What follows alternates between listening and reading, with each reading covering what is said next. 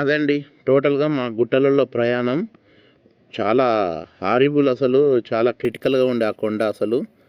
పిల్లలు మాత్రం చాలా డేర్ చేసి మొత్తానికైతే పైకి ఎక్కినాం. కానీ ఆ ముళ్ళులు మాత్రం అండి, అబ్బబ్బబ్బా! అసలు ఎంత సతాయించినాయంటే ఆ ముళ్ళులు, పాయింట్ల నిండా మొత్తం అవే ముళ్ళులు గుచ్చుకున్నాయి. అసలు నడుస్తుంటే గుచ్చుకుంటున్నాయి. పిల్లలు చాలా ఇబ్బంది పడినారు. కానీ మనకు అర్థమైన విషయం ఏంటంటే, ఈసారి వెళ్ళేటప్పుడు నార్మల్ కాటన్ ప్యాంట్స్ మాత్రం వేసుకోవద్దు. పాలిస్టర్ ప్యాంట్స్ ఉంటాయి కదండి, అదే మన రన్నింగ్ ఎక్సర్సైజ్లకు వేసుకునే ప్యాంట్స్, అలాంటివి అయితే మనకు కరెక్ట్ సెట్ అవుతాయి. మొత్తానికైతే అలా ట్రెక్కింగ్ చేసి వచ్చిన తర్వాత ఇదైతే నైట్ అండి, నైట్ వ్యూ. మామూలుగా విలేజ్లకు పిల్లల్ని తీసుకొచ్చినప్పుడు ఇలా ట్రెక్కింగ్ చేయించడం వలన వాళ్ళు స్ట్రాంగ్ అవుతారనే ఫీలింగ్తోనే నేను ఇలా చేస్తానండి. మనం విలేజ్లలో ఎలా పెరిగాం, మంచిగా రఫ్ అండ్ టఫ్గా తిరుగుకుంటూ ఫ్రెండ్స్తో తిరుగుకుంటూ పెరిగాం.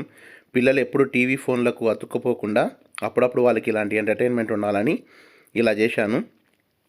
ఈ వీడియో మీకు నచ్చితే షేర్ చేయండి. ఏమైనా చెప్పాలనుకుంటే కామెంట్స్ చేయండి. ఇంకా ఇప్పుడు నైట్ తినగానే ఇంకా హైదరాబాద్కి స్టార్ట్ అవుతున్నామండి. చూడండి అసలు మట్టి రోడ్డు, అక్కడ ఎవ్వరు లేరు. కార్ లైట్లు వేస్తే ఎలా కనపడుతుంది చూడండి వ్యూ. ఈ పక్షులు చూడండి, ఇవి కుంజుపిట్టలు రోడ్డుకు అడ్డంగా పడుకున్నాయి. అసలు ఎలా వెళ్తున్నాయి చూడండి, అవి ఈజీగా దొరికిపోతాయండి ఇవి.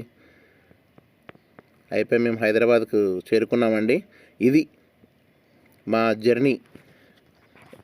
సాటర్డే రోజు స్టార్ట్ అయ్యి సండే రోజు నైట్ కల్లా మళ్ళీ మేము హైదరాబాద్లో వచ్చేసాము.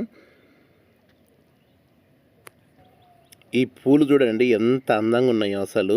అక్కడ న్యాచురల్గా అడవిలో వచ్చాయి. ఇంటికి వచ్చిన తర్వాత మా పరిస్థితి ఇదే అండి.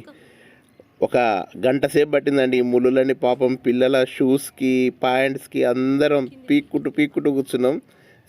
అసలు మస్తు సతాయించినాయి. చిన్న చిన్న ముళ్ళులే కానీ లోపలికి వెళ్ళి మస్తు గుస్తున్నాయి అవి.